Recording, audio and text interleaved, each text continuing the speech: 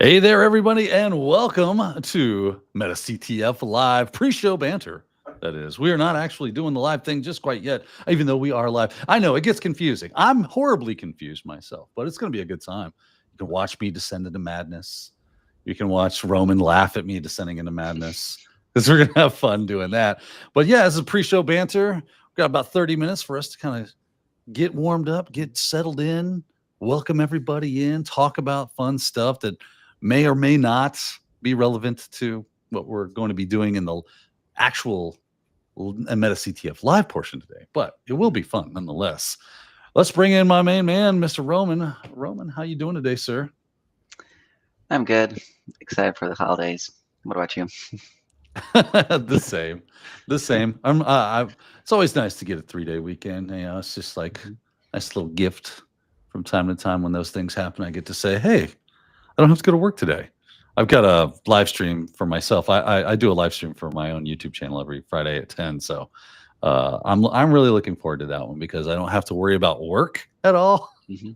It's just get up at the cracking, dawn or noon. Yeah, let's get up at cracking, which would be passive, but you know how it is. I get to sleep in and then do my live stream, so it'll be fun. And then I just get to go hang out with my family. How about you? What are you doing on the holiday? You got some big plans? Didn't think we have any big plans. I think my plan is just to go maybe in the garage and clean up a few things, do things around the house. Probably need to mow the lawn.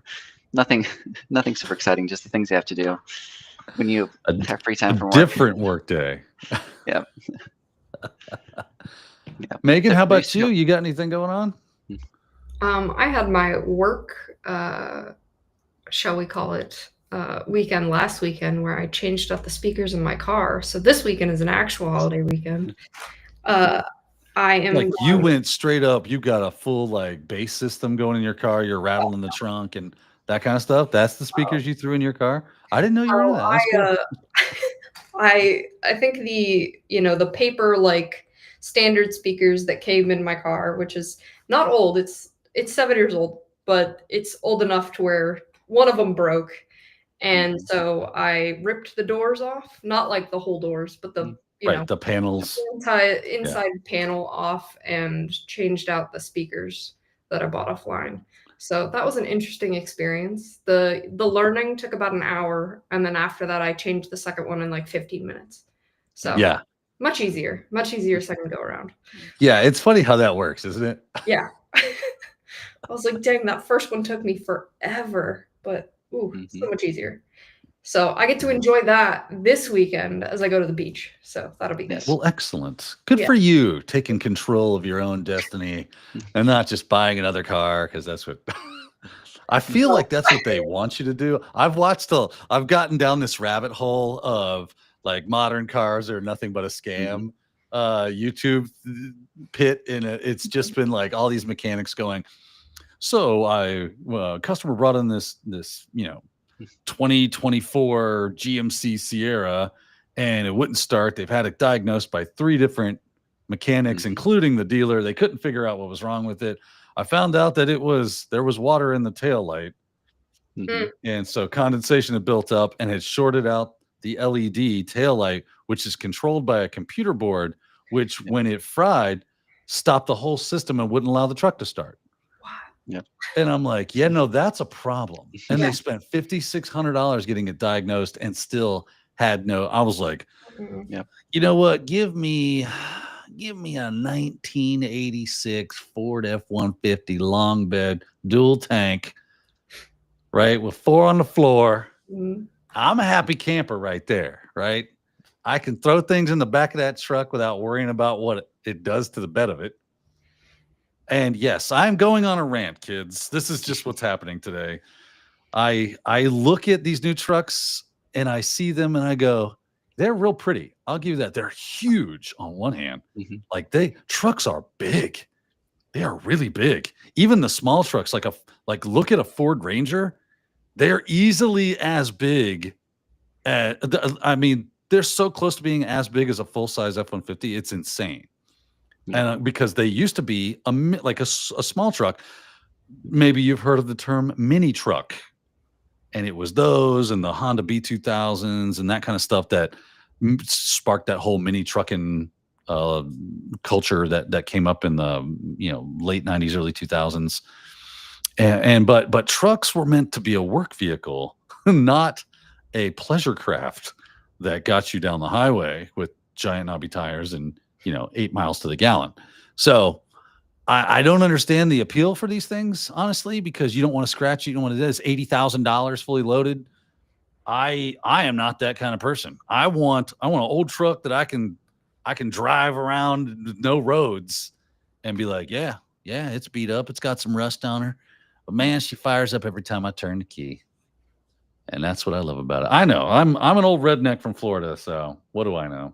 That was one of the weirdest things to get used to when I got my last car, was going from a key to the push start. I was gonna lose it on that for a while. I'm so used to it now, but I hate push start. It's not as nice. It's not as satisfying. Well, and what happens when the button breaks? True. Don't know. Right? There are a few times when I rented a car and it was hybrid. It was my first time driving a hybrid car. I'm used to like you flip the key and it starts, and you have like an audible, like a physical response to the car starting, and it just didn't. Like you sit there and you're not sure if the car is on, if it's off. Right? Yeah, it's weird. And I had one. So my previous car, I had a push button start, and this is what made me hate it. Was I ran out of gas. I didn't know my gauge had broke, and I didn't know I was out of gas. So I ran out of gas. I pull over, and I try to stop the car, and it would not power off. And I'm like, and so I just sit there waiting for the tow truck driver, which took forever. As anyone that's ever called a tow truck driver knows, it takes forever. And the battery died.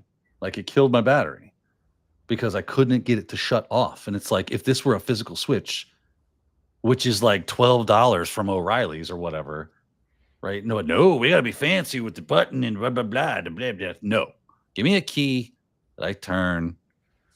And anyway.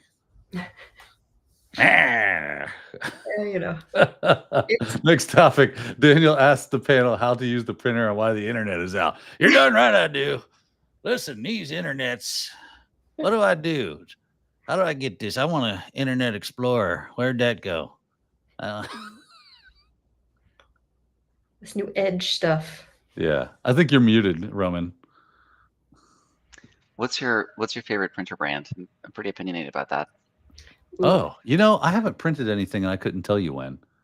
So back in the day when I did have to work with printers, I've worked with large scale printers that printed off checks, and because I worked for an insurance company, and so I was a sysadmin for Farm Bureau Insurance for quite a while, and we had these giant printers for printing off policies and things of that nature that gets mailed out. So we had those printers, and that got outsourced. That was companies came in, which were there probably every other day. I don't know. Is there a printer that actually just works and doesn't break? Because I feel like that's not a true sentence. Like that doesn't exist. Correct me if I'm wrong. But yeah. Don't they all just break? Yeah. Well, I think HP used to be pretty good. And if you have some really old HP printers, they might still be working. But I've been using Brother printers for the past 10 years, or like I have a printer from like middle school. So it's all, is that the one behind you? Well, no, this one's probably like 10 years old. We bought it for I think a competition a few years ago, and I mean it's still running. Like they're laser printers, so they work for a year on a single cartridge, and they never break. Wow. You just plug it in and it just works. Glowing recommendation for Brother printers, Roman Bog. So, not to scare you, but we did the news on Monday this week, and there was a virus for the Brother printers. Yeah, for Brother printers. Yeah. Roman retracts his statement. Yeah. This one doesn't have internet, so I think the only way to connect to it is to plug it in. I mean, it doesn't mean it's not secure. It's secure, but air gap. Right? He has more security controls, secondary. Yeah, so I have a huge, like you see how it's there. So I have just a long Ethernet cable, not Ethernet, USB cable, going all the way around to my table. That works. Nice. Win21 says, brother would like to sponsor you now. You'll be receiving a press pass and a press kit from them momentarily. Yeah, that'll be fun. No, I it's been so long. Like the latest thing I've had to print because my work laptop died, and so I've got to return it, and now I've got to print the shipping label so I can slap it on the box and return it back to BHIS. And I'm like, oh yeah, I mean, I guess printing does come in handy from time to time. I guess I should get on that. So I got to figure out a way to print it because I don't have a printer. I don't print things. Do you have a 3D printer? No. 3D print Well, out. I was gonna say I could have 3D printed a label. Yeah, that would be awesome. I'd be interested to hand that to FedEx and they'd be like, what is this? Yeah, that's your label, bro. Yeah. Scan it. Work with it. You didn't say it had to be on paper. That's concrete. I concrete 3D printed to your label. This box now weighs 67 pounds. That would be kind of fun. They have like a kiosk in the, if you're taking it to like FedEx or something where you can just print it out. Oh, okay. For a Well, that's charge perfect. there, but that does kind of get away from you if you don't have a printer asking around and being like, who has one that I can use? Right. Yeah, I Yeah, guess well- I could just raise my hand. Yeah. Last time I did that, I went to a UPS store, and they had to find a person who could start the printer. They had to find like their rate sheet somewhere, Oh my put gosh. out. Like I think some stores do it often, so they have it ready. Like some stores you can go and you can plug in a flash drive or something, and print off of it. But last time I went, it was like it took them 15 minutes just to figure out how to do it. Oh wow. Because nobody does it. Rough the- Landing says, just lived close to a FedEx/Kinko's. And I'm like, Yeah. man, when's the last time you heard the word Kinko's? I was like, do they still exist? I used to go there all the time, right? Because it was great for, I need high quality print jobs or whatever, or I need to do a large print job. Maybe I'm printing up flyers or doing something like that. And yeah, so I used to spend a fair amount of time at a Kinko's, but now it's all digital. It's all digital. So much so that the people that even work there don't know how to use the stuff. So was Kinko's like were they a company bought by FedEx? I believe so. Combo? Okay. Mm-hmm. I was like, I've always heard So- that, but I don't know what they are. Do you know where the Royal Park Plaza is in Gainesville? Yep. Right. So I think there is a FedEx Kinko's there. That's the one I was thinking of. Right. And I Well, remember when it was a Kinko's, and then I remember when it became a FedEx Kinko's. Okay. And I was like, huh, how about that? Well, if you go there, that's where I shipped back my last BHIS laptop, and they had a printer that was working, and there was a line for it. So there were. Oh, I'm sure.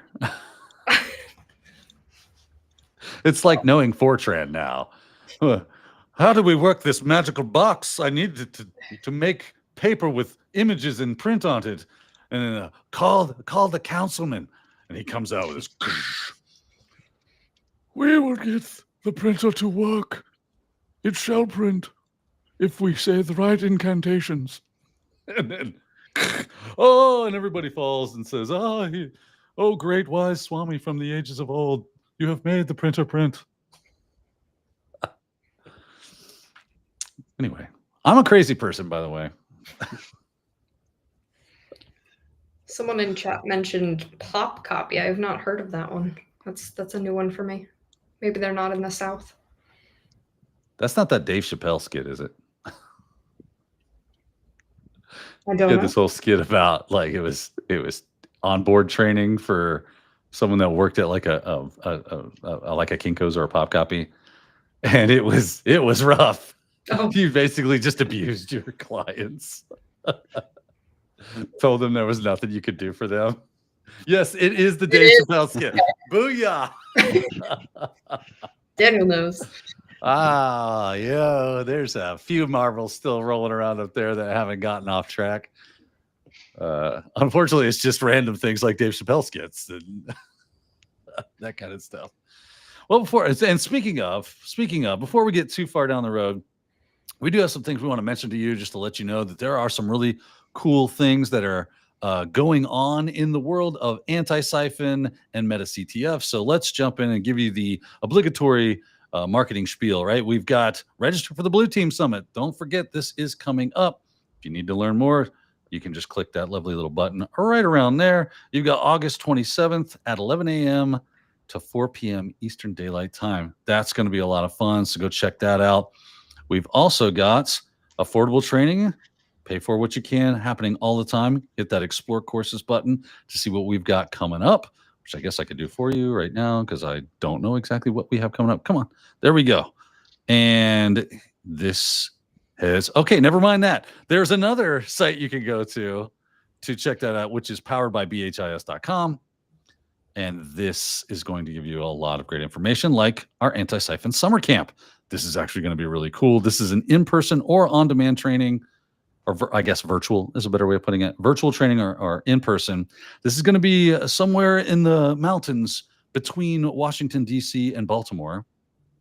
It's going to be really cool. I think you should definitely check this out. Chris Brent and John Strand putting on some great training out there.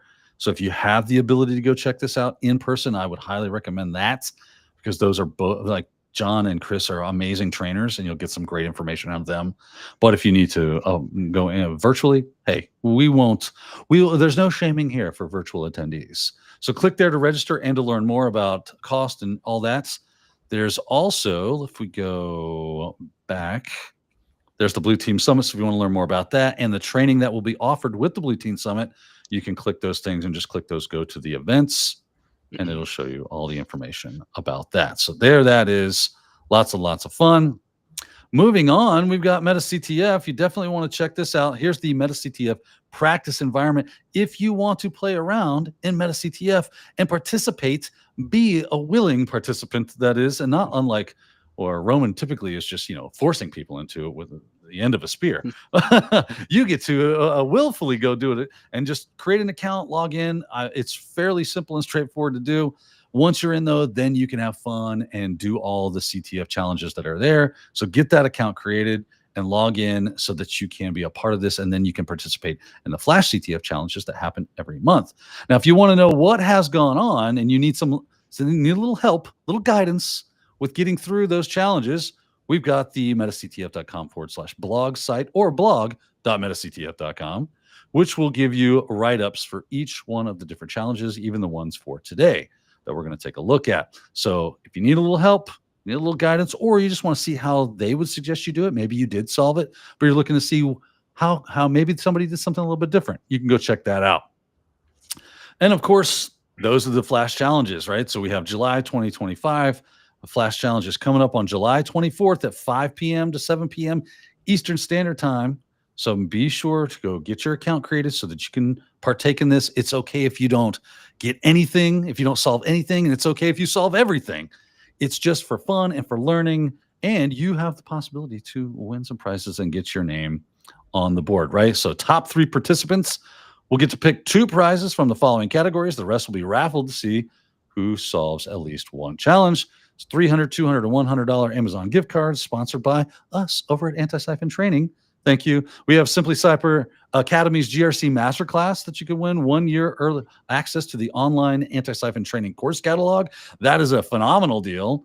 $150 gift cards to the Spearfish General Store, so you can grab some anti-siphon and Black Hills swag. Lots of cool stuff. So definitely check that out.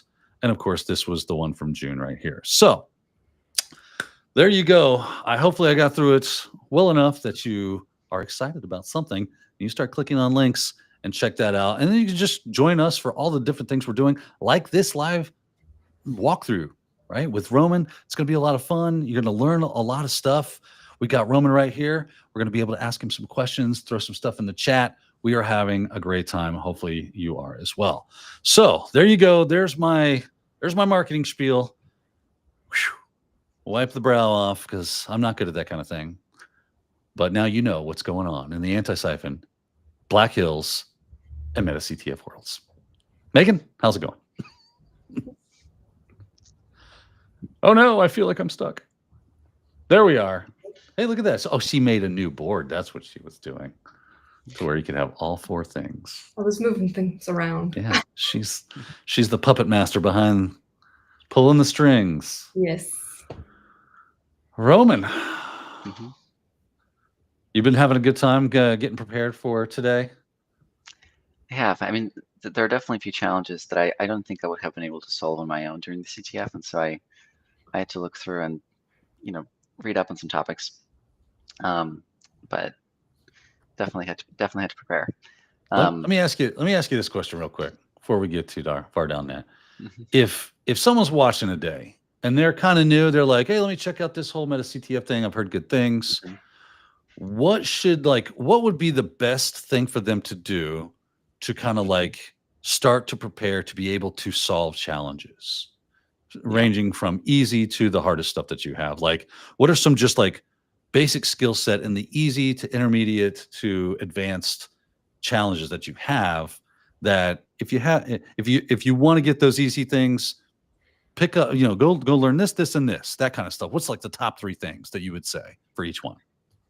Yeah, so well, it's a really boring answer, but I think the best way to get better at CTFs and even to get better as a beginner is to simply do them, is to simply try participate in competitions, try and solve those challenges, look at solutions. The entire point of the CTF is not, well, obviously is to learn a few specific tools, learn a few specific techniques, skills, but at the same time, one of the things that CTFs do a really good job at teaching is kind of your ability to research and just find solutions to answers on your own. Even the best CTF players, when they start participating in these challenges, they usually don't know how to do the specific thing and get the answer. And kind of the process of solving the challenge involves them, looking at the challenge, trying to figure out what they're looking at, doing some research, trying something, failing, trying until they finally get to the right answer, and that's how they learn along the way. And so I can give you a list of like 10 tools that you might likely use in a CTF. But at the end of the day, like there's no guarantee that you're going to be using any of them.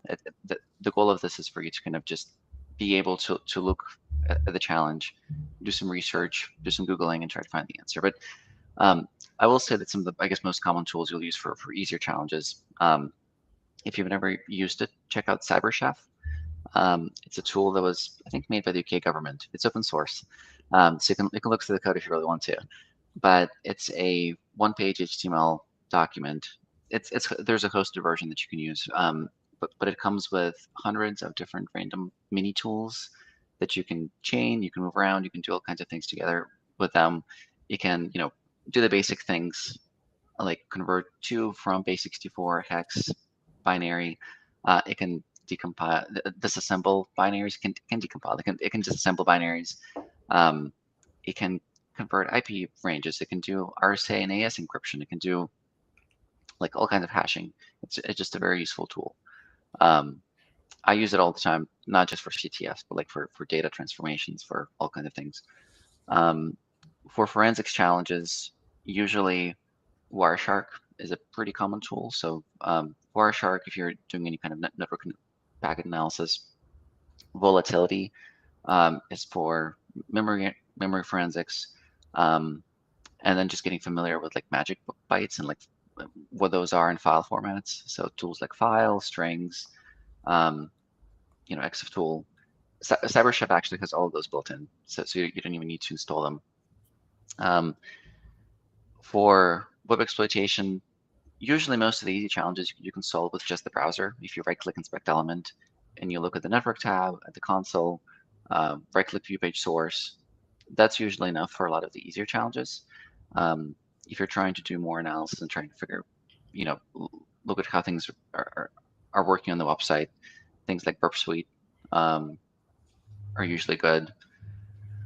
Let's see. Binary exploitation and reverse engineering are probably some of the harder categories. And so if you aren't able to solve any binary exploitation challenges, your first 10 CTFs that you participate in, that's totally fine. It took me a few years to be able to just conceptually grasp like what binary exploitation challenges talk about. Once you get over that kind of threshold, it starts to get easier. But it takes a while. Yeah. I think reverse engineering is really broad, so there's no specific tool. Let's see, what other categories I'm missing? I think I covered most of them. I mean, there are some other ones like cloud security, mobile security, like networking attacks, like privilege escalation. Those usually don't fit nicely into any of the standard CTF categories. So we usually just put them into MISC or reverse engineering or whatever it has the closest fit. But there's no specific tool for those. Like every challenge just comes down to you doing some research and trying to figure it out. Yeah, I love that you made that the overarching answer is being able to do a good job of looking at the information that's presented and then going, what in here doesn't look familiar? How can I research that? How can I start to get familiar with it so that from that research, the tools that help you perform the actions that you need to do on those will just naturally kind of appear, because that's what you're learning about, and those tools will present themselves as you learn through that. So that's a really good answer, honestly, is learning how to learn and learning how to research and learning how to find answers is the main skill. And then the tools are just supplemental to whatever specific thing you're trying to accomplish is. So I like that answer, honestly. I think it's a great answer. And that said, it's 12 o'clock. Well, Eastern time anyway. It is time is what I mean. It is time for us to start this show. Pre-show banter, it's been fun, but it's time to move in and let Roman get his wizarding on the keyboard and the mouse there to kind of explain some of these challenges to us and get things started. So Roman, what is going to be our first challenge for today, and what level are we looking at when it comes to easy, intermediate, or advanced? Yeah, let me pull it up. So every Flash CTF, with a few exceptions, we usually have 5 challenges. There are 5 general categories of challenges. Occasionally we have a miscellaneous, occasionally we have recon. Can you show my screen? Yeah. We might have some other categories, but generally we have these 5 categories, and throughout the different Flash CTFs, we just rotate the difficulties. So the first challenge, that's all, the point values correspond to the relative difficulty of the challenge. Sometimes during the competition, we actually change these point values because we might see that some challenges that we thought were really difficult ended up being a lot easier. And so we ended up, swapping the point values. But this time, this web exploitation challenge was kind of the easiest one. So it's called Treasure Map. It says, after several long years, you finally found yourself on board the digital buccaneer. You know the treasure must be close, but searching the ship's navigation hasn't helped at all. Can you steal the pirate's booty? Access the site here. So this doesn't really tell us exactly what the. I guess before you start university CTF, you have to kind of understand the concepts of what CTFs are. Most of you are probably kind of familiar with it, but if you've never done a CTF, CTF stands for capture the flag, and your goal as a participant for every single one of these challenges is to capture a flag. And the flag is just a string of text that in our case, usually starts with the words MetaCTF. It might have, other competitions have different formats. In some cases, there's no way for us to put the word MetaCTF and where we're putting the flag in. So there are exceptions, but in general, you're supposed to try and find the flag. And so even though this challenge doesn't explicitly say that you need to find the flag, that's kind of the implicit goal for every single one of these challenges. The description doesn't really say too much, but but after you look at the website, you'll start noticing a few kind of themes. It talks about the treasure, which we can probably assume is the flag, and it talks about searching the ship's navigation. So navigation is kind of a theme that we're looking at here, and I guess the treasure, the flag that we're trying to get. If we go to the website, usually when you start looking at web exploitation challenges, the first thing like I usually do is just right-click, view page source, right-click, inspect, start looking at all the network requests that are happening. This is an easier challenge, so that's probably an overkill for this one. And often I look at a website, I see that it has a database, it has something else, so I jump straight to SQL injection, and I don't even read the website. I just go in and start like plugging things in and trying to get it to work. And then You're a hammer looking for challenges- a nail, huh? Yeah, and for some challenges like these, that's really not the approach. You just literally read the description. It'll give you the answer. And so my other approach wouldn't have worked here. But if you look at the website, it says, welcome to the ship. Somewhere in the site, we've hidden a flag. It isn't linked from the main navigation, so we'll need to do a bit of digging. So this this line right here tells us the task that we have to do in order to be able to solve the challenge. If you read more, if you kind of look through the different pages, you will see that it mentions things like sitemap. It mentions, I think it mentions sitemap multiple times. It talks about sitemap.xml file that webmasters use. So this challenge is really about learning about what sitemaps are and just simply accessing the sitemap.xml file on the website.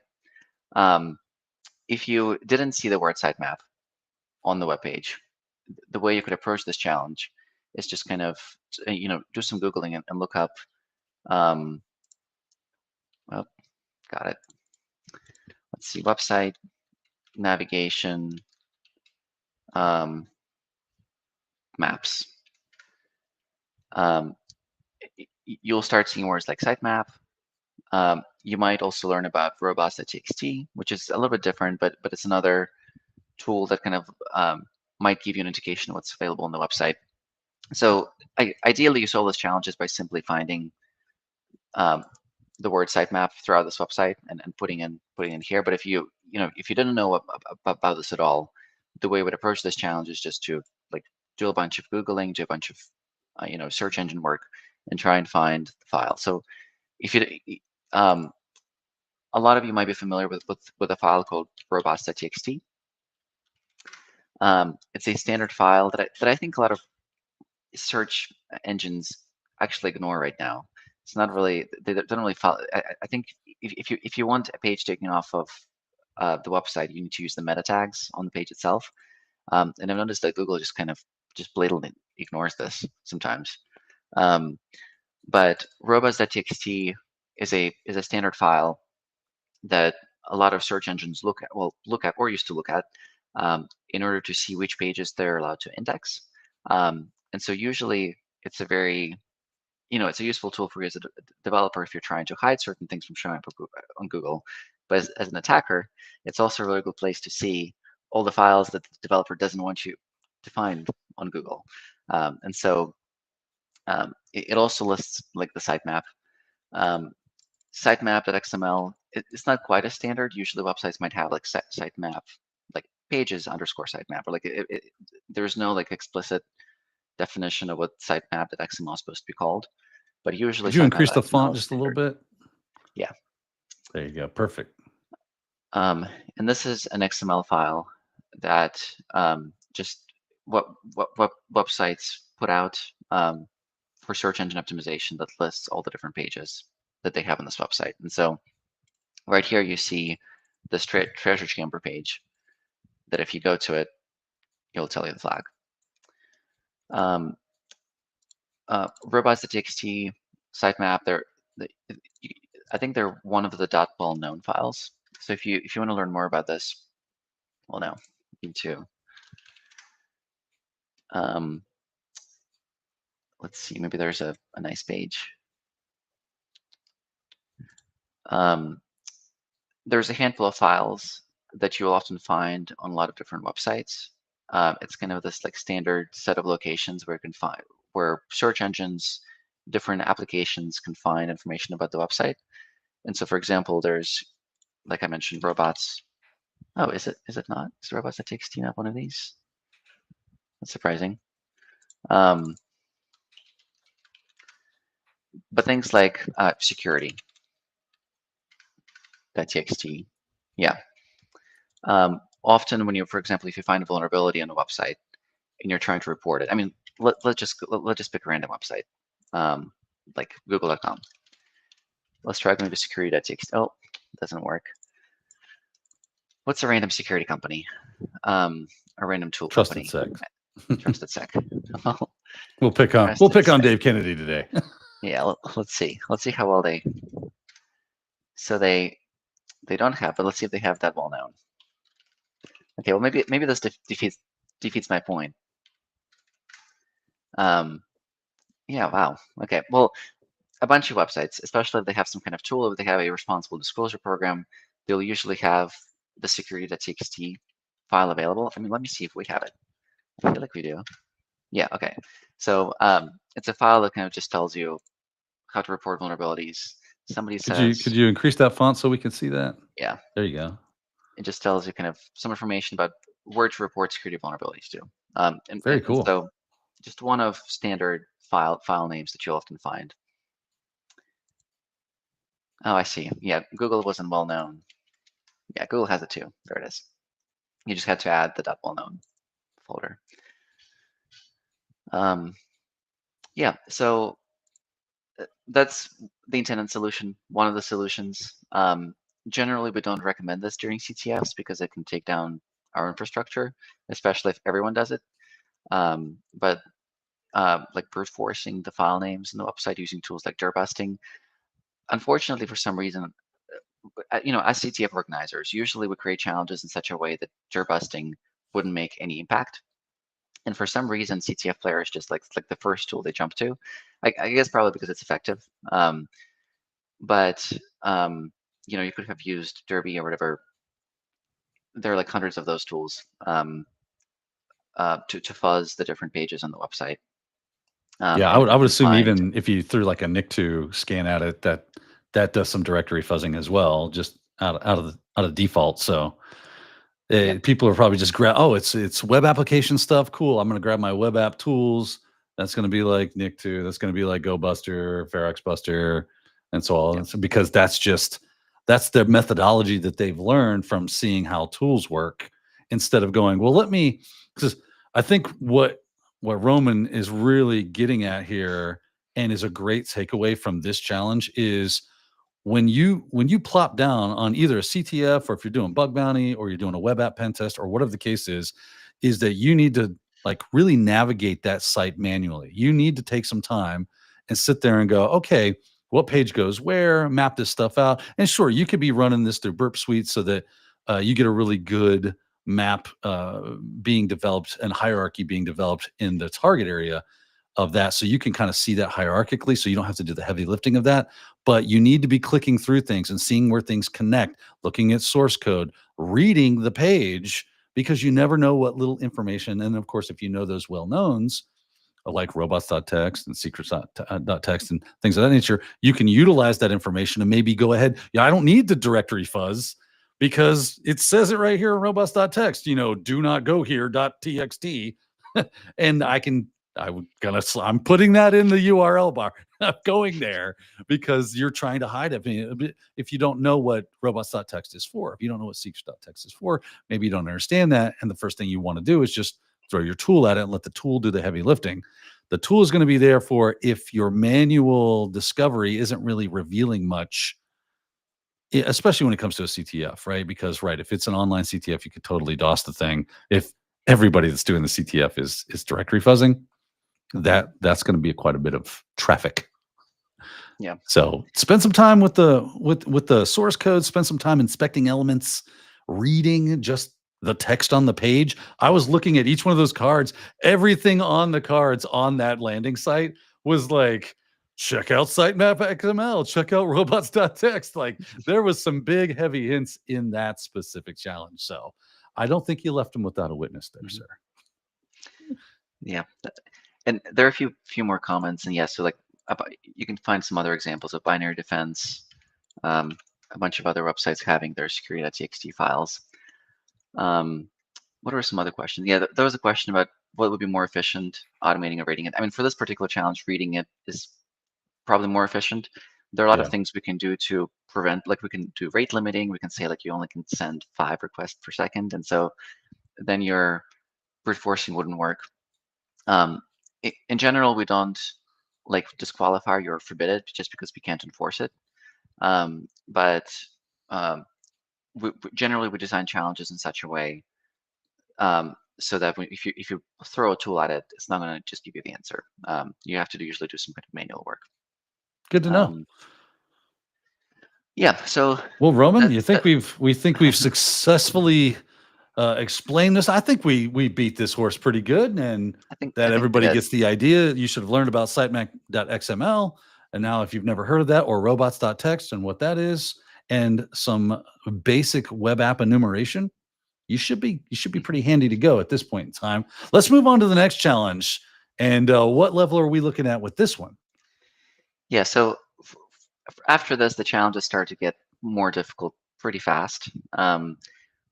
Just because we have 1,000 participants every CTF, we try to usually have at least one challenge that we think everybody's going to be able to solve, and then the rest kind of get a lot more difficult pretty fast, just because we're trying to make sure that there's only a few winners and not not everybody solves all the questions. And we actually had 4 people solve all the challenges this time, which I think for us that's kind of like the sweet spot, because we want to make sure that at least a few people solve all the challenges. And almost everybody solved at least one challenge, and then it's like a roughly even distribution. Um, I guess for context, if there's a tie, the individual that ends up placing higher is the one that got to that point value first. And I think in our Flash CTF, there was only like a few minutes difference, or maybe even seconds difference between one of the 1, 2nd, 3rd, 4th places. Wow. So, all right. Well, the next challenge, it's a binary exploitation challenge. I mean, it's not a really traditional binary exploitation challenge, because usually when you talk about binary exploitation, often people are referring to things like buffer overflows, or things where you have to modify the memory of the the binary during runtime and do something. This one doesn't quite go that far, but I mean it's still a binary. You're still exploiting a binary, so it's binary exploitation. Technically, it's binary exploitation. Yeah, and so it's called satellite command. You can see that only third of that, as many people sold it as the previous one. But it says, we're prototyping a new system for grabbing telemetry from our CubeSat. Can you give it a quick test to make sure it's safe to run? Download the artifact here, and when you're ready, you can use our ground station to connect to it with Netcat, KubeNode, MCTF.io, the support. We had some issues with our Kubernetes. We're still not sure. Like, there was no load. It just didn't want to establish connections, and so that's why we had to spin up a backup instance of it. So I think if you try to connect into this, it's not going to work, but this will. Yeah, so you're given a binary. And a binary, for context, is just an executable program that you're for those of you who are familiar with Windows, like .exe file is a binary, and for Linux usually there's no file extension, but those are called binaries. And often in CTFs, when you see a host name and a port, often we get a lot of support requests because people try to copy this, paste into a browser, and connect to it, and then they get an error that says, oh, it's not working. That's I why love where their usually head's at. yeah, we usually explicitly tell you which tool to use, but not every domain and a port is a website. So the way you connect to it is using like a raw TCP socket and connection, and then NC or Netcat is the tool that you would use to do that. So just to show you, I'll open up the terminal. And if I paste in the command, it will launch this. It'll launch the program and let me talk to it. You might have seen this. Do you remember that there's a Star Wars movie that you can watch in terminal? Yes, it's a Telnet. telnet. Yeah, you telnet into the server, and it plays the entire A New Hope movie in ASCII text. Yeah, it's crazy, but it's kind of fun. So the same concept. You're just using connecting over something other than a web server. So there are a few different ways to approach this challenge. You are given the binary, so it's a program that gets executed. So I can download it. Let me just copy a link. I'll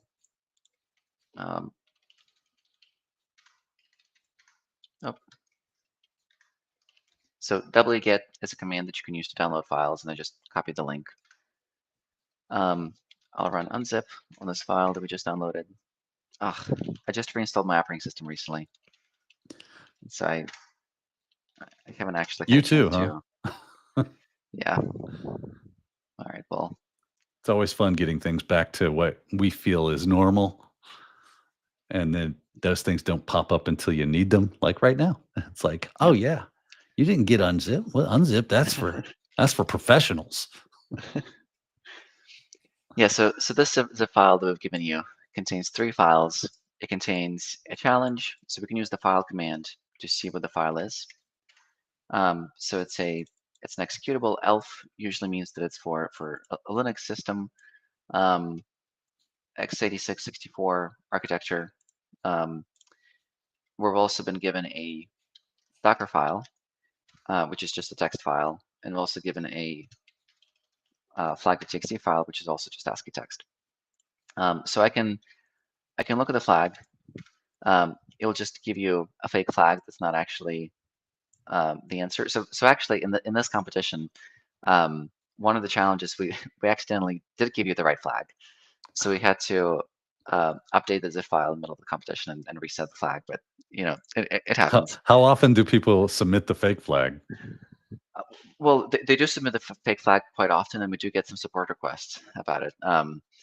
We try to make it explicit that it does is a say fake flag. Yeah. but I mean, it also does really look like a real flag. And so I mean, I can see. I mean, like if I was participating, I would try it. I mean, I would submit it. I probably wouldn't submit a support request when it doesn't work, but I would definitely, I'll definitely submit it and see what happens. Because sometimes like overthinking is definitely an issue in CTFs when you've been doing this for a long time. So a Docker file, it's essentially like a playbook for setting up a container used by Docker. And Docker is just one of the tools that one of the ways to, I guess, orchestrate, to spin up containers. And so if I look at it, well, let me pull up something better than that. Already downloaded Docker file. It tells you how the I guess the container, for all intents and purposes, you can treat this almost like a base virtual machine.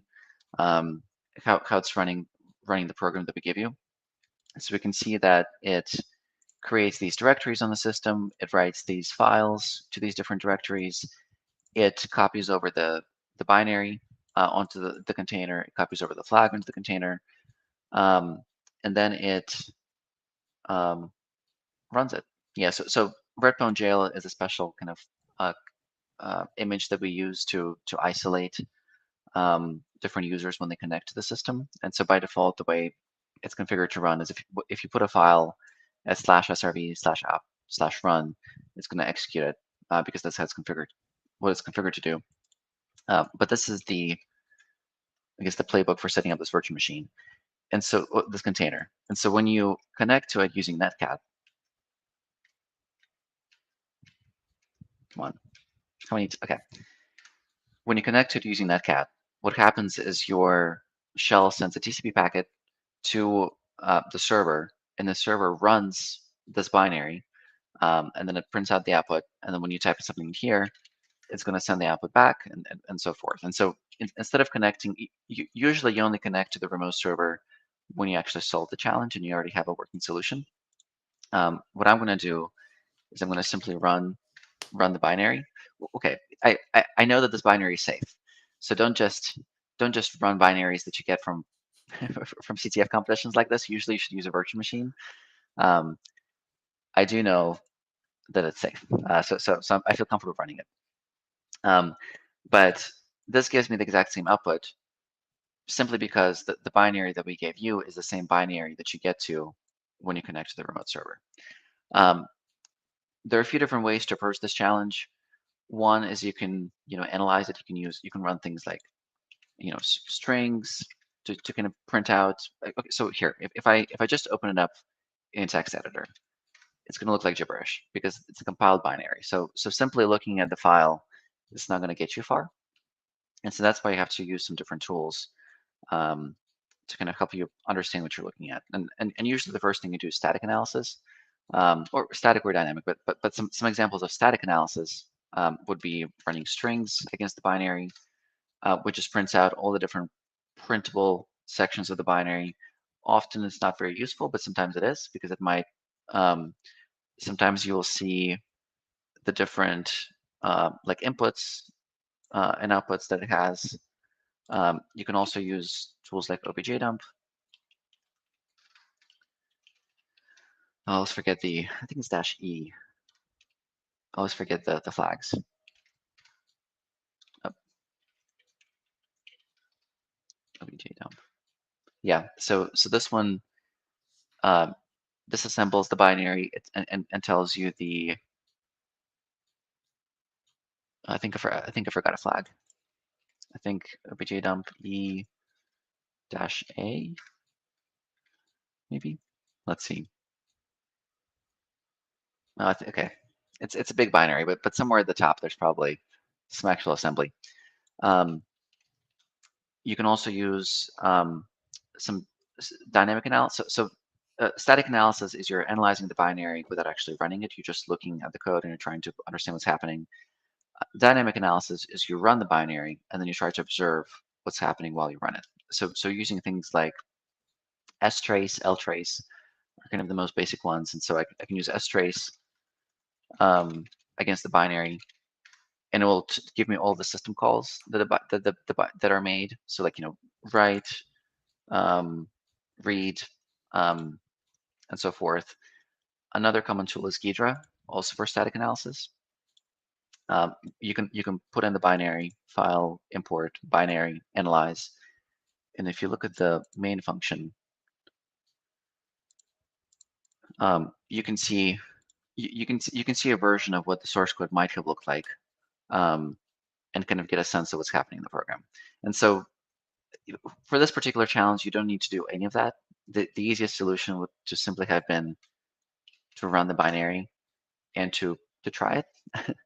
And so here we're given different commands that we can run on this satellite. Status just prints some text. Help prints the available instructions. Exit, welcome. Exits out of the program. And then scan, if I just run scan, it tells me I need to specify a directory. These are available directories. Let's try payload, scan payload.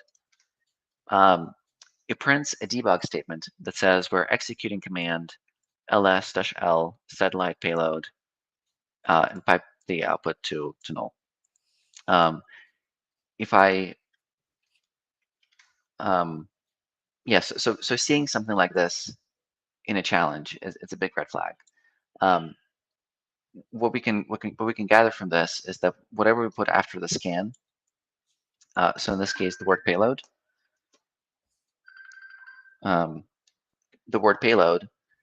it gets put in right here. This command gets executed on the terminal or in the shell, and well, I guess we don't see the output, but the output gets printed somewhere. It gets piped to null. We can try this again.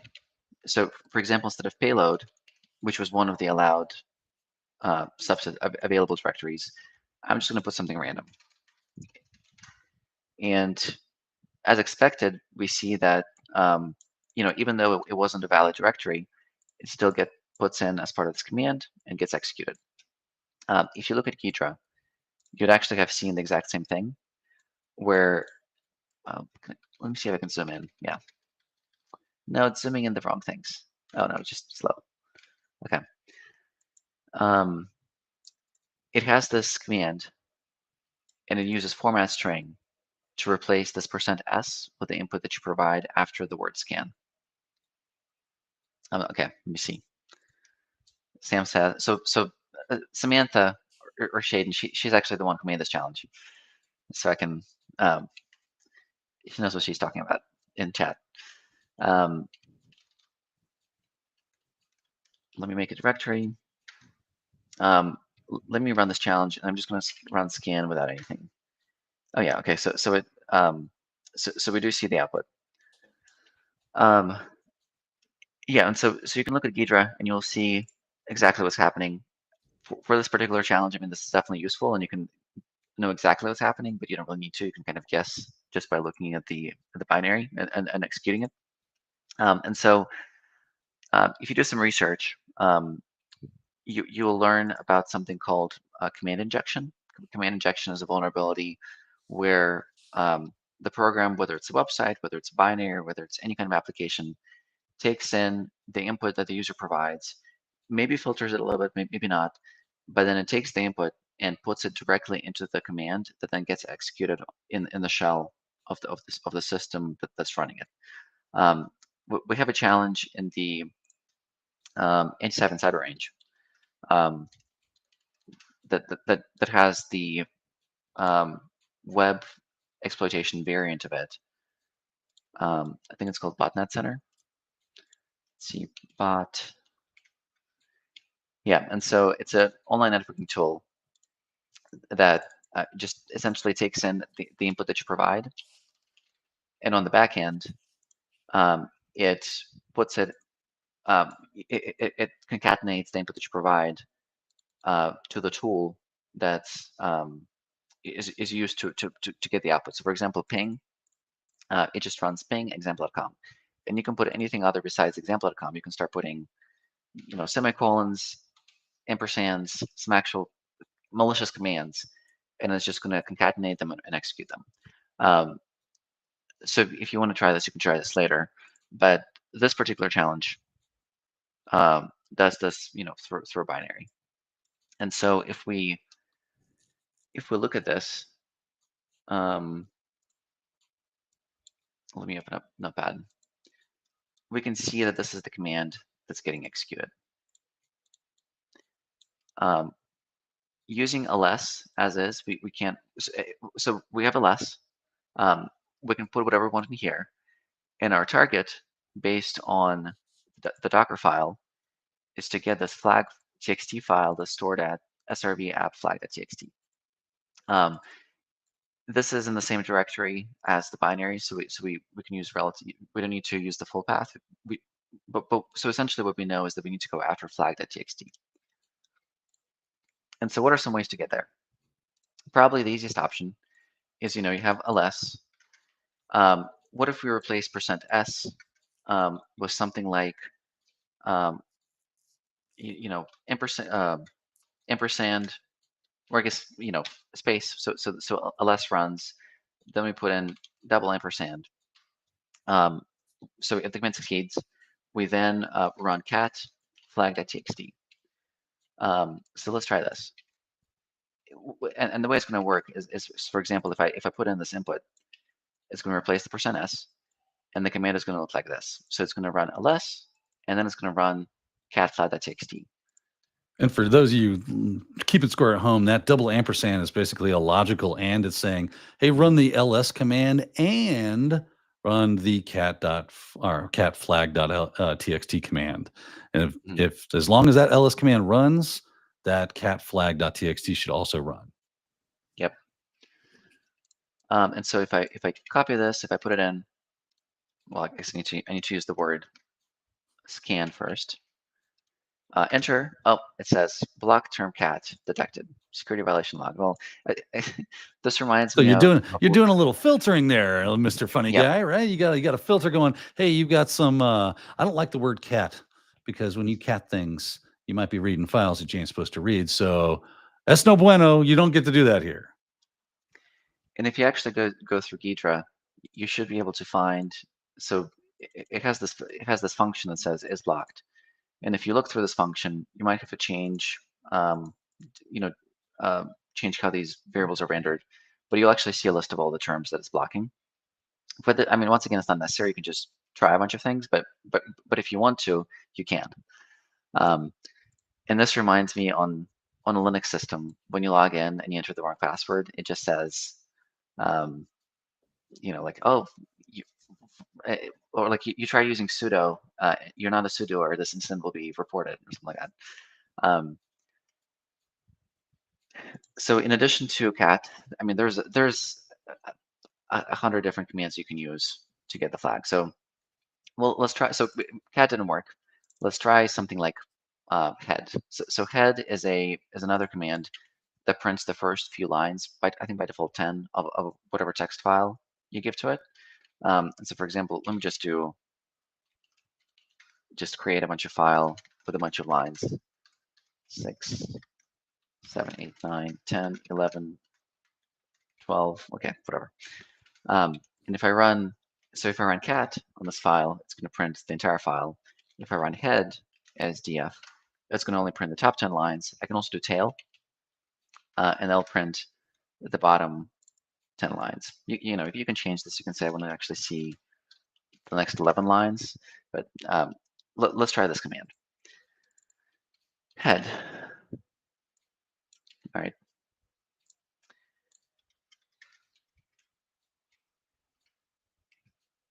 So scan. Head. Oh, head is also blocked. All right. So before we go further, let's just brainstorm a bunch of things. We can use head. We can use tail. We can use a command called grep.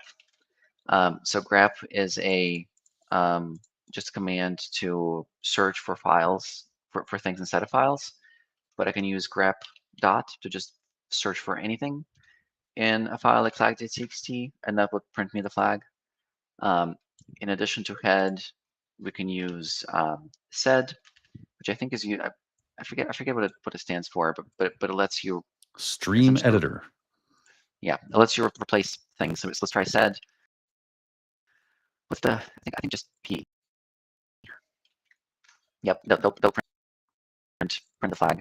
We can also use xxd to convert the outputs of flag into a hex dump. So a handful of different commands. So let's try grep. I'm assuming that the tail will fail because head failed. But let's try grep.flag.txt. All right, so scan. Nope. Scan. Let me paste the entire thing. Enter. Oh, so now it's blocking the double ampersand. So you know, when you're solving this challenge, we just keep going through a bunch of things. I know the answer, so I'm just going to kind of skip straight to that part. You could have tried, you know, pipes. You could have tried, you know, sending the output from one file descriptor to another. And there's a handful of ways you know, and I think all those would be blocked. The ones that I know for sure aren't blocked, and there might be a bunch more ways to solve this, but I know that there are two symbols that aren't blocked. One is and. What essentially this does is it puts the first command that you enter and runs it in the background.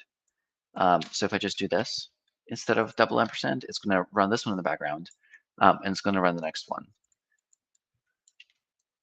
It also doesn't block semicolons. I think semicolons, I'm pretty sure just a way for you like to end the command and go to the next one. But let's try the ampersand. Grab flag.txt. Oh, there it is. So it executed the command, and then it printed the flag. So we know that this works. So if now that we're able to do this locally, I'm going to connect to the remote server. 986. And I'm going to run scan this command against the remote server, and it's going to print the flag. So this is how you exploit command injection for this challenge. Nicely done. grep was a great way to go. I saw sed, I think, was used in the write-up for it, and I was like, oh, that's an interesting way of going around it. And other characters that you might use for command injections. So anytime you see a program, whether that be in a web application, whether that be in a binary application, and you can tell that it is running, and sometimes there are telltale signs like it's obviously giving you the output of things like the ping command or NSLOOKUP or other system tools that are happening underneath the hood that it's kind of leaning on to make the magic happen for whatever you asked it to do. once you start seeing that output, you go, oh, is it really just running ping? Is it really just running LS? And that's where this output is coming from. It's a great idea to start trying to fiddle with the inputs you give it, and then throwing at things like what we saw today, like the ampersand or the double ampersand. So you either put things in the background or try to do a logical and do this and that. You can also try piping the output from that command into the input of another command, even if it has no bearing on the input of the other command. It'll still try to run that command a lot of times. So the pipe character is the one right above your enter key. So if you just hit shift, you'll see that straight up and down line. If you do two pipe characters, that's actually a logical or, which will say, we'll run this or run that. So it doesn't matter if the first one doesn't work. It will try to run the second one anyway, because it's this or that. And then, of course, our tried and true friend, which is the semicolon. You throw the semicolons, a great way to string commands together in multitude of environments. I think this works for Windows, Mac, and Linux. You just string together a bunch of commands. So it's what we call one-liners. Go look up one-liners, and you'll get some great tools, by the way, some great one-liners, which will allow you to do a lot of really interesting things. But basically what Roman could have done is string that together, made one big one-liner of do LS and then do this and then do that. Now you got to get around your filter when you start to see that filtering if you can't use cat.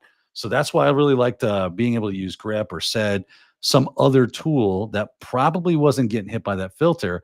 It just goes to show you filters are nice, but filters, they can fail you, right? You got to be really robust and test against your filters to make sure they're catching every possible thing that you can at least think of. Get other people involved. What can you think of to try to bypass these filters? And then add that to the filter so the filter is more robust. So really cool challenge. And I think in general, I mean, if you can avoid using filters, like, SQL injection is where, like, sometimes you see people, or like a cross-site scripting is the standard one. Often you see people escaping characters to avoid cross-site scripting. Those things are not, bulletproof. And so even if you think they are, if you thought of every possible option, and so like SQL injection, the best way to defend against that is to use, like, parameterized queries or prepare statements. But I guess in the real world, where you often see command injection is when you do some kind of like file conversion or like report generation. So for example, you might have a tool that lets you export something as a CSV file, or maybe like it lets you convert this output, the CSV file into PDF, or like, because often a lot of those tools that do file conversions, they are like shell commands. You might often see this with like networking commands, like where you're trying to do some kind of like ping or do a speed test or whatever. But it's a it's a real thing. I found a command injection vulnerability in the wild, where I was helping test 2FA implementation for an organization, and the way they generated some keys is they would you put your username in, you would send a request to a web server. And I guess the developer didn't know PHP that well, but they really knew Python. And so they wrote the core of the logic for the website in Python. And then in PHP, they simply took all the output, concatenated it, and sent it to, to the Python script and printed out the output. And so, it's out there. It exists. And there was a question about, will this be replaced? Yeah. So this video will be on YouTube, unless I get too embarrassed and have to take it down. But I don't think I will. But I don't think that's going to happen. But, yeah. You're doing great. You're doing great. So now we've looked at a great command injection, right? And ways in which we can test for that. And of course, we found the flag. So very good there. Let's move on. What's the next challenge we've got? Yeah. And so the next few are definitely a bit more difficult. So I'm going to not go into quite as much detail. So this crypto one, Shinoi's mirror, this one was actually intended to be one of the hardest challenges in this competition. We didn't expect a lot of people to be able to solve it. What ended up happening is ChatGPT has gotten really, really good. And so you can put in this script and this challenge statement into ChatGPT. And in my case, it gave me the correct answer on the first try. So it's unfortunate for us. I mean, I mentioned this before, but we don't forbid the use of ChatGPT, partially because one, we can't enforce it. We can tell you not to use it, but then if you use it, you don't tell us. and we don't catch you, like you end up getting an advantage. But also because, I mean, it's not gonna, like, ChatGPT is here to stay, or whatever LLM tool, you know, it's probably here to stay in some shape or form, and we do want to. Oh, I probably shouldn't have told you about ChatGPT, but you know, it was able to solve this challenge, and that's why you see so many people were able to solve it, because we don't know how many of them, but we know that at least a few of them were able to solve it that way. But if you look at the blog on our website, you will see the solution. Well, I guess I need to explain what the challenge is. Let me just read it. Shamir keeps getting interrupted while sharing his secrets. Download the challenge script here, and when you're ready, connect to the remote instance with Netcat on this host. Backup instance. So this is the challenge that I mentioned, where we leaked the flag as part of the zip that we shared, and so we had to replace it. But because the flag contained a hint, and just out of fairness, we did tell people what was there in case it does give them a hint. So we really try to be fair in these. So, like, if we see a bug in a challenge during competition, often in a lot of cases we won't fix it, just because we know that some people tried solving it or solved it with that bug already there. You know, it would be unfair for us to fix the bug for other teams that haven't solved it yet. But we're given the script, and it looks like, so Shamir, for those of you who don't know, so this is referring to Shamir secret sharing algorithm. I'll explain in a bit, but essentially generates, it has a secret, and the secret is the flag. And it shares some values from that flag, prints them to you, and your goal is to extract the flag. This program we can run on our system, or we can connect to the instance using Netcat. I guess I didn't copy it.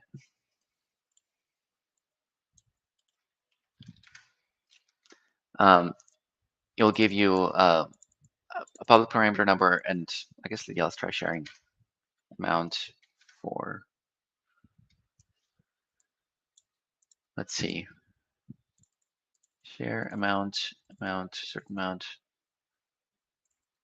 get shares. If you could increase the font size just a bit on that, so we can, it's a little tiny. There we go.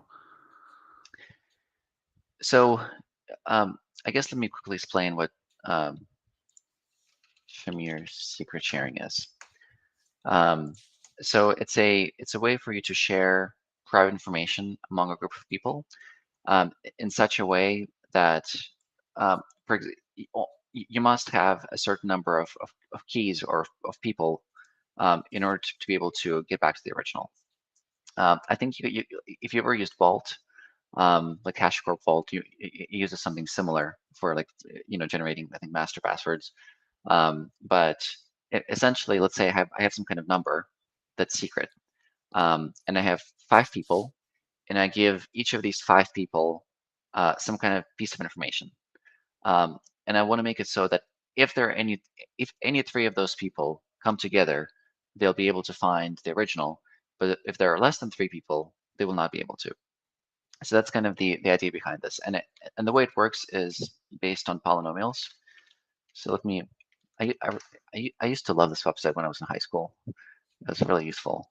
But the way it works is polynomials. So, for example, if my secret is 20, 20 would that would be the y-intercept of the which is the secret. And then if let's say I have a random, I generate a number like 4, and then x plus 20.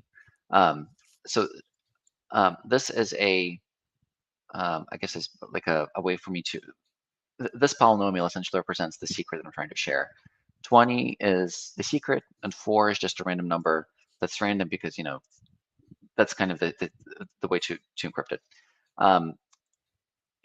Say, well, and I turn this into a function. Let's say I have 5 people that I want to give the secret to.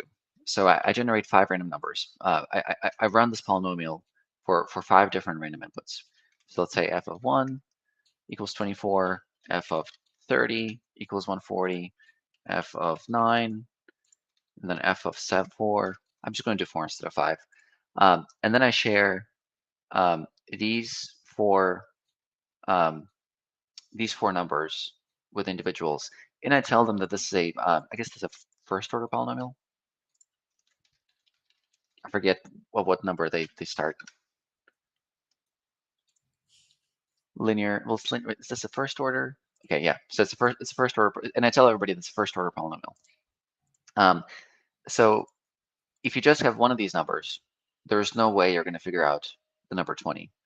But if you take any of these two people, and you tell them it's a second order polynomial, and you give them, and you take any of these two numbers, you'll be able to plot them on the map, plot them on the graph, draw a line through them, and figure out exactly where 20 is. And so in this way, I share the secret 4 times, but in order for anybody to get it, any two people need to come together and do the math to get back to the secret. And so that's the Shamir secret sharing. That's kind of what this challenge is built on.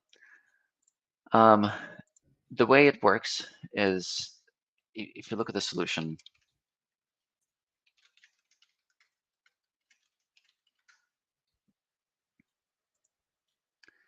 I think we'll need to fix this at some point, but it's supposed to render like this nice, math formula.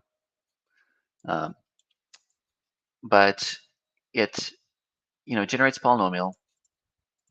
It has the secret, and then it prints out a bunch of numbers that are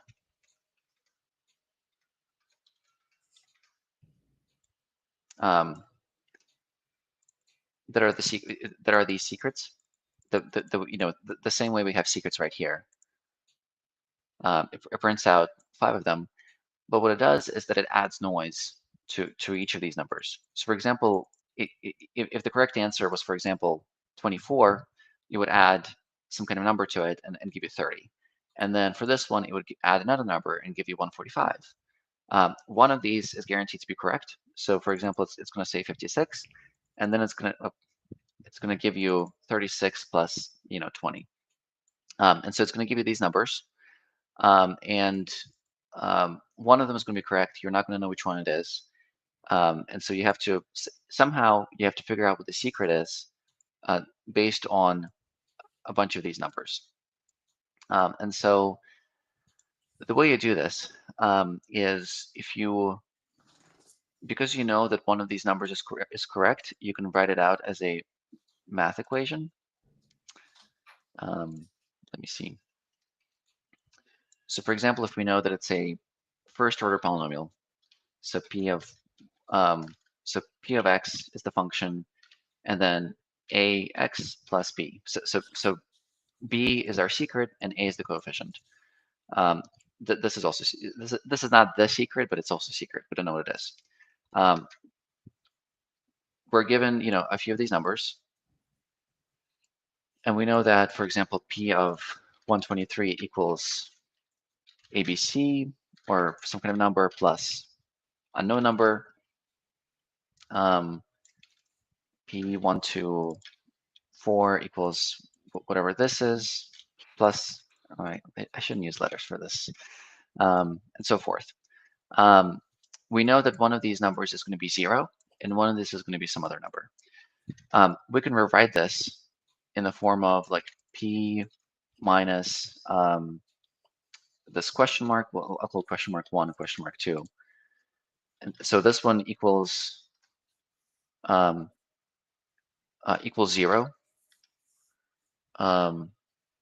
Because if I move this to this side, P123 minus this is 0, plus this, let's see.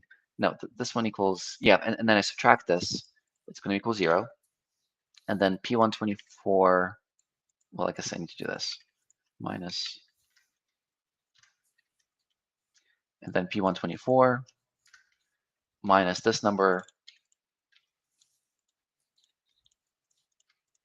minus this number also equals 0. And then you can rewrite this in the form of this equation. So since we know what the x is, we can do 123x plus 123a plus b, minus this minus this equals 0. And then I can do the same thing for here, 124a plus b minus this minus question mark also equals 0. And so we need to figure out, so what we're really after is a and b. But this looks like another type of polynomial. And essentially, since we know that exactly one of these is 0, we can multiply these equations together. And so if we take this and we take this and we multiply these together, we know, well, I guess we can move this to the side. We know that this is going to, the multiplication of these two numbers is going to be 0. Oh, come on.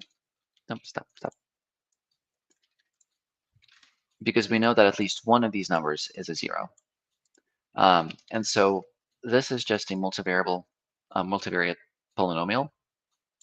You can rewrite this, if you multiply this together, it's going to look like some kind of coefficient, a squared plus, b, some coefficient b squared plus ab plus a plus b plus some other coefficient. And if you get enough of these, equations, you'll get a bunch of polynomials that you can actually figure out what these coefficients are.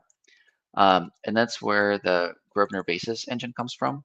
And so it's just an algorithm that can help you identify these coefficients effectively. And so now that you know what these coefficients are, you can run this formula again. So the flag is long, but it's giving you smaller numbers, and that's because it uses a modulo to kind of limit the space of the numbers to reduce the size of the number. And you can use an algorithm called Chinese remainder theorem to essentially figure out what the original number is based on a few of these combinations of moduluses and remainders. If you want to look into more detail, you should read the challenge description. But I'll leave it at that. I'm not going to go into a lot more detail. Feel free to post questions in the MetaCTF Discord server if you have any more questions. But that's the challenge. That you said this was a little more difficult. You were not kidding around. That was you said polynomial, and I just started bleeding profusely out of my nose. And it was like, oh yeah, I'm back in high school math. This is fun. Yeah, I mean, it's definitely one of the more niche kind of categories. I mean, there's definitely real world applications of this, in cryptography, and yeah, I mean that is the cryptography category. But the same way for binary exploitation, it's also somewhat of a niche category. And so what we try to do is we in general in Flash CTFs we don't have really hard crypto challenges all the time. We cycle the categories, and so we might have like a really difficult binary exploitation some other month, and so forth. Yeah. Well, I know we're starting to kill time a little bit, so we got to get through. We got 2 more to get done, so we'll probably go a little bit over. Yeah. But let's go ahead and jump into our next challenge and see what we got in store there. Yeah, and so I'll try to be a lot quicker with these ones. But the next one is a forensics challenge, hunt and peck. I was going to type out the flag, but I forgot my keyboard. No worries, though. I figured out a way. Download the capture file here. So we're given some kind of capture file, and we know that the user forgot their keyboard, but they figured out a way to type something without a keyboard. And if we download this capture file, I think we already have downloaded, so I'm not going to download it again. I'm going to open it in Wireshark. And unlike the usual Wireshark views you see, this one looks a little bit different. And that's because instead of being a capture of a network traffic, it's a capture of USB traffic. You can look through the first few, I guess they're called packets. I assume if it's a USB capture, I assume they're still packets. you can look at the data and see that it's a, well, let's look at the response. Device descriptor. It's a Logitech G203 gaming mouse. Can I use that? I really don't like using this. I think Power Choice has a better one, but the magnifying glass. But this is what. But you can see right here that it's a PCAP capture of the USB packets from this Logitech gaming mouse. And so if we start looking through a bunch of the other packets, we just see a bunch of interrupts. And if you do if you do some research, you'll realize that that's how the operating system, that's how the mouse sends signals to the operating system. It sends a bunch of interrupts, and it says, hey, I moved the mouse this many character or this many pixels or units in this direction. And every time you move a mouse, it sends an interrupt to the operating system. And it does something with it. So the next step for this challenge was you could kind of go through and you could read up on the protocol that's being used and manually decode these numbers. I think each one of them just essentially says that the mouse was moved a certain distance, and whether or not the button, left or right buttons were clicked, while the mouse was moving. You can find the documentation. There's probably some kind of RFC that tells you exactly kind of how it's happening, or you can find a tool that will decode this for you. And this is the one that we used. We found pretty helpful. It's a USB mouse PCAP visualizer made by Yiheng Wang, but it's just one Python file. And if you look through it, it uses PyShark to load in the PCAP file, and then it goes through, it splits it up into packets, figures out, let's see, parses the data from the packet, and essentially generates a report that says, hey, the mouse, like a CSV file that's easier to parse. So what we did is we took this file, and I already did the work. So we took the file, and we simply ran hunt,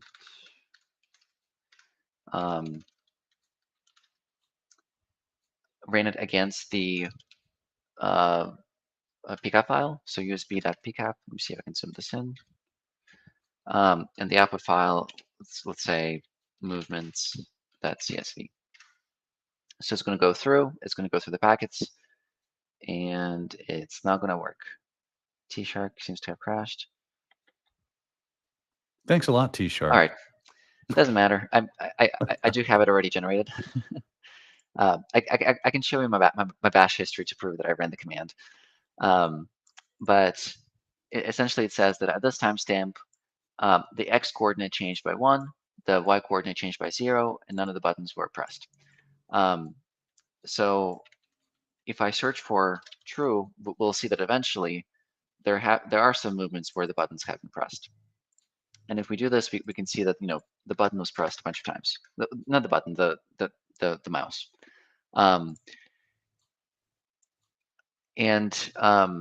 So what essentially we can the library that we used already did the math, and it figured out where the mouse moved, and so we can simply take this and we can render it somehow. This part will require some trial and error, and just kind of maybe visualizing this data, trying to see what's happening. But the challenge description that we gave does give you a big hint. It says that you forgot your keyboard, but you figured out a way, and it's probably implied to type something without a keyboard. So you can visualize the data. So we have a Python script that simply creates a plot that looks like this. Let me open Explorer. Well, that's not much better. But you can see that it plots all of the clicks on a graph. what essentially the challenge is that the user, without having a keyboard, opened up on-screen keyboard like this, and typed in the flag, without using the keyboard, using the mouse. And so if we find a way to essentially overlay these mouse presses on top of a Windows or I guess any other kind of on-screen keyboard, that will get us the flag. You could probably do this manually. You may not have enough time to do that during a 2-hour flash CTF, like somebody mentioned. But another way to do this is to essentially generate maybe a small movie or something, a small video to do this for you. And you can find the script on our blog. But we essentially generate a video that looks like this, where we overlay these presses on top of just a random image of the on-screen keyboard that I found. If you play it, you'll see that the shift, you can see which buttons were pressed, and you can slow this down. You can see that shift is being pressed a bunch of times, and that's mostly because we're, that's how you can capitalize letters on the keyboard. Probably didn't need to explain that. But you can see M, E, T, A, capital C, capital T, capital F, curly brace, C, L, I, C, K, I, N, G, clicking, underscore, T, H, E, the, underscore, K, E, Y, S, keys. Clicking the keys was the flag. And so that's kind of the solution to this challenge. You just have to find a way to parse mouse movements and clicks.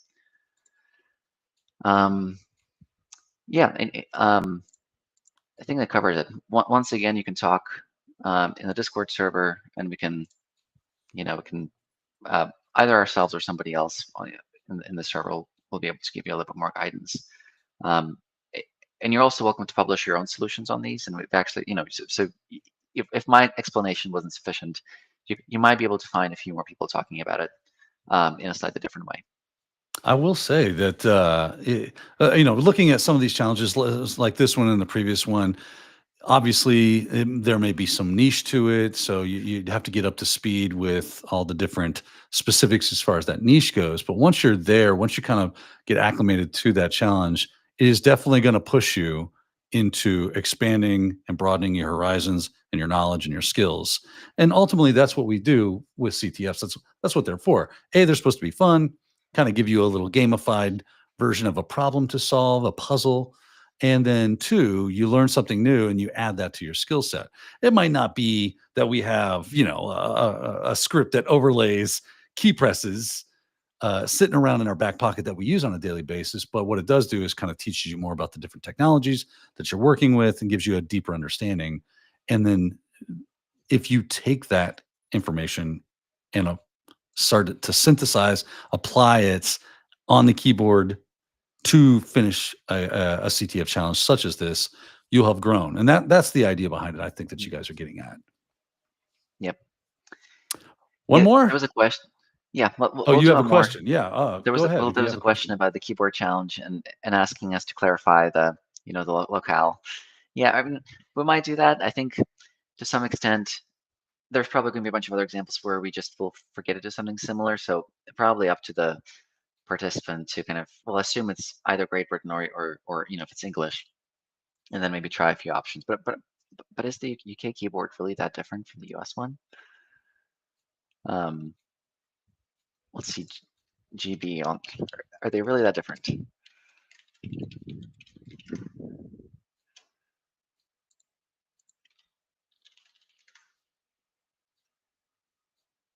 Oh, wow. Do you have Y's and Z swapped? Well, it might not have made a difference, but yeah, we'll have to look more into it. All right, so I'm going to jump to the next challenge.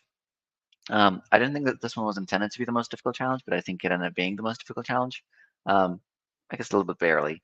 But this is a reverse engineering challenge. And so what that means is you're given some kind of file, some kind of program, application, Android app, and you have to take it apart and figure out what it's doing. So if you download this file, well, let's do this.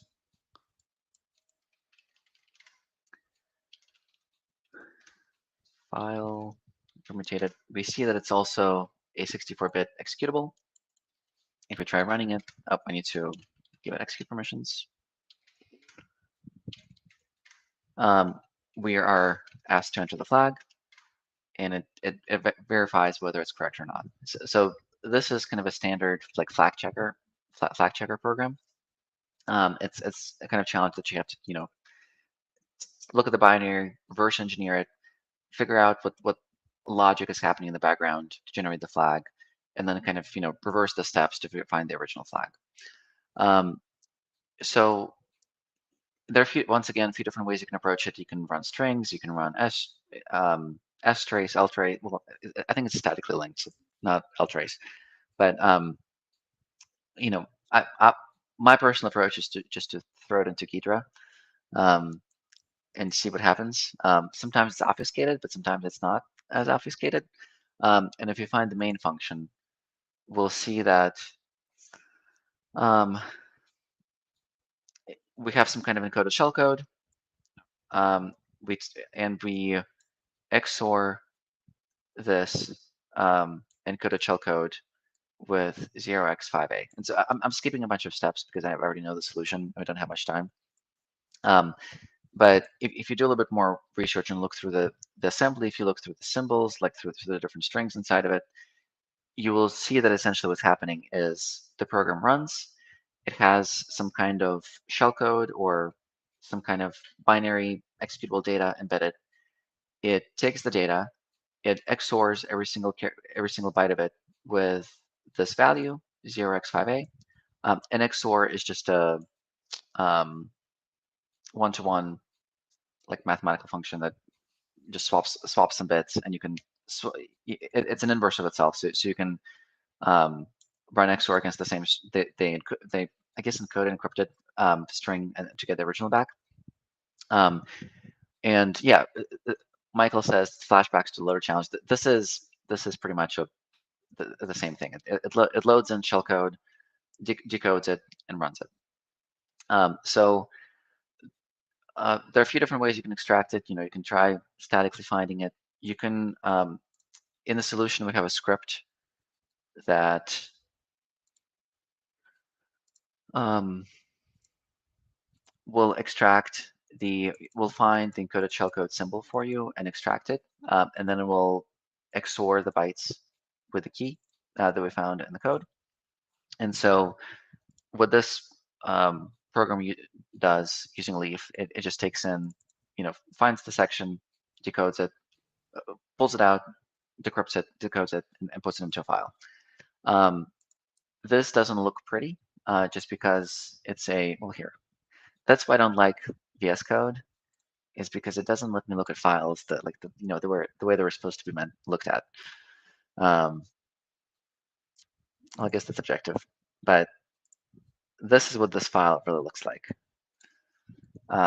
It's just a bunch of bytes that if you are essentially assembly machine instructions, and it's not pretty to look at, and so we can use a tool like NASM. Let me find it. Oh.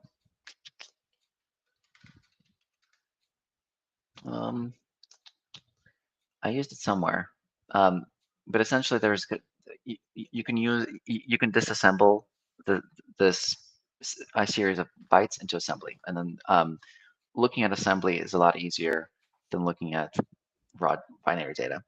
And so if you use that command, you'll get something like this, and this is just a bunch of assembly x86 instructions that do a bunch of random things and somehow, somewhere, verify what the flag is. If you go through this code, you'll see that a bunch of these sections are actually just irrelevant. Don't do anything. They might move value to the register. They might add something. They might subtract something. They might, multiply something. But in the end, a bunch of these functions are, after they execute, nothing happens. They just move some numbers around, but at the end, nothing changes. And I can find an example in the solution. Let me see. Yeah, so like this example, this one adds a 0 to register 11. This one runs bitwise OR against this register. This one multiplies this register by 1. This one subtracts 0 against this register. Yeah, and so you can see that all of these assembly instructions do nothing. And so this is an example of obfuscation. This binary, these assembly instructions were obfuscated such that the core thing that we're looking at is harder to find. And so if you go through this, you can delete a bunch of these sections. A lot of them are repeat, so you can find them and delete them manually. But at the end, you're going to come figure out something that looks more like this. And this is the assembly that actually does the flag checking. And so what's happening here is it takes in 3 bytes at a time. It packs them into, I think, some kind of data structure, maybe an integer. It multiplies them by this value. It XORs the result of this multiplication with this value. And then it compares it against some kind of dictionary that we have in memory. And if it fails, it just ends. And if it succeeds, it keeps going. And yeah, and so essentially this is kind of the main thing that you're looking at, and we have this stored in the file. The way you can reverse this is you take the just reverse the steps. One thing you'll find is that since we're using only like a small integer type or like a small data type, the value gets cropped after multiplication.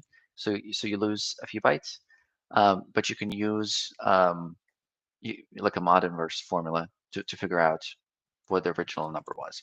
And so, yeah, you take the packed binaries, you split them back, do the math, and you get the answer back.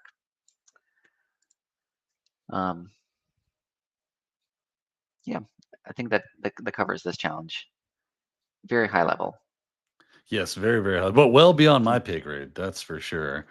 But if you're at that level where you're doing some binary exploitation, you're doing some reverse engineering, you're messing around with assembly, then this is probably a challenge that you're like, oh, got some assembly going on in there. Oh yeah, obfuscating things our way. I see what you. I'm ready to go. Okay, but that's not me. That's not this guy. I'm not there yet. Hopefully one day I'll get there. I got some skills to learn myself. And you certainly can. And usually what happens is that you never really get to a point where you can. I mean, there are some people that can do all of them, but generally you kind of start specializing. Like, oh, like I'm generally good at web. Others are really good at, like, I know some people who are really good at binary exploitation, and there's no way even well, maybe if I did nothing else, like I'd probably get to their level, but some of them just have like a natural talent for this. They do. You know those people when you meet them too. You're like, oh, I got you. You're the top 10% of the top 10%. I see what's happening here. I'm down here, you're up there, and this is how the order of things are. That said, we have finally gotten our way through it, and that's awesome. Thank you so much, Roman, for helping us understand, at least to some extent, each one of these different challenges and where we might need to know and kind of work with to be able to solve them. And of course, there's always the blog that's out there with the solutions that are readily available. So if you want to go out there and study those and maybe pick up a new skill or two, you absolutely can do that. We do want to take this time to acknowledge our winners of the MetaCTF challenge as well. Roman, you got some names for us, if I'm not mistaken. Yeah, so Flocto, Coriel, Sendline, S007, they all solved all 5 challenges, I'm pretty sure. Yeah, they solved all 5 challenges during the competition. And so wow, they are they are ranked based on how quickly they got to that point. And so Flocto was the first one to solve all 5, Coriel was the second, and so forth. Yeah, congratulations. And we had a DEF CON ticket as one of the prizes. So I don't know, I haven't seen we sent out a form asking like, oh, like which prize do you prefer if you end up winning? I don't know who picked it, but maybe we'll see one of you at DEF CON. That would be super, super cool. For those of you going to DEF CON, keep an eye out for that MetaCTF winner. Very, very cool stuff. Well, Roman, thank you again so much for your time and your expertise in these challenges. We look forward to seeing you next month, where we do this thing again after the Flash Challenge is over. We'll get to announce some more winners, learn a new skill or two maybe as we look at these walkthroughs. So looking forward to seeing you then. But that calls it a day for us, kiddos. Thanks for joining us, everyone that's out there in the chat. Appreciate all your engagement with us on that. Definitely be sure to follow us and MetaCTF and all our socials and all the things that we're doing. Get involved, get engaged. We'd love to see you there. Until next time, have a great day. Thanks, everyone.